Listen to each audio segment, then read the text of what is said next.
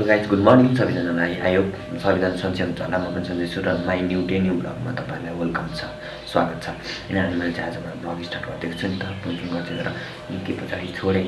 अनि यसो 10 कक्षामा हुँदाखेरि गर्थेँ, अनि छोडेर अहिले 11 कन्ती भएर सुरु गरेको छु होइन। अनि म चाहिँ भर्खर उठेको छु। अनि आज कलेज पनि गइनँ, हिजो चाहिँ गएको थिएँ एकदिन, अनि आज गइनँ। अनि हात भाँचेको छ, यहाँ देख्नुहुन्छ पुरा गोल लगाएर गोल खेल्दा पनि लगाएर हात भाँचेको।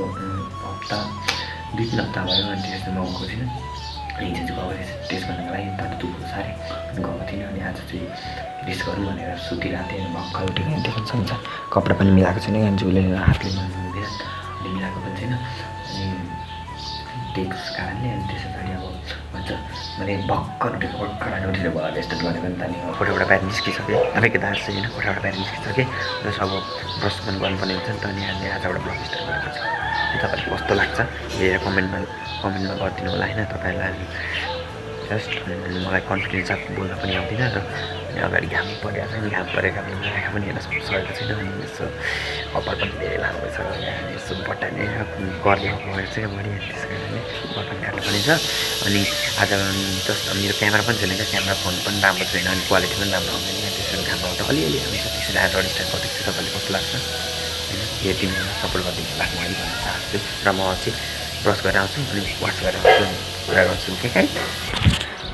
त देख्न सक्नुहुन्छ भने मैले चाहिँ दाँत पनि माझ्दैछु।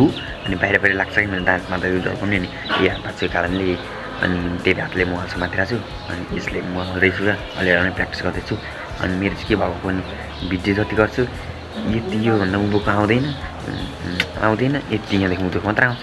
कसरी यो क्यामेरा समाज पनि थाहा छैन, सिकाइदिनु होला त्यो गाइडहरू। अनि खान्छ अनि एकदम कप मुख चाहिँ धुइसकेँ क्या, त्यसै कारण अब चाहिँ म ब्रस गर्दैछु क्या।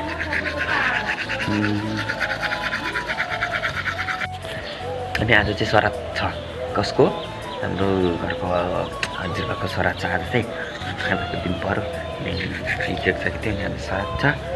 अनि अब त्यो सराद सके पछाडि खाना खानु पऱ्यो नि त। अनि म त बिहान 7:30 बजे भएको नि त, डेली पनि काम जान्छ। त्यो भने अहिले चाहिँ म किचनमा खाना खान आएको छु क्या। अनि त्यही बेला हातले खानुपर्छ, दाहिने हातले हुँदैन नि त्यति मजाले। बाबा खाएको छु, अनि अब खाइसकेको छु। आएको भने गर्न जान्छ। तपाईँ कस्तो लाग्यो हेरेर साथ दिनुभएको धन्यवाद। Bye guys. अब डेली ब्लग दिनकै आउँछ ब्लग, अनि तपाईँले हेर्न सक्नुहुन्छ मेरो च्यानलमा आएर। त्यसैले हेर्न चाहनुहुन्छ भने मेरो च्यानललाई लाइक सब्सक्राइब अनि अल बटन दबाइदिनु होला। Bye guys. आजको ब्लग यहाँ एन्ड गर्न चाहन्छु। कस्तो लाग्यो तपाईँले हेरेर प्रतिक्रिया दिनु होला। Next blog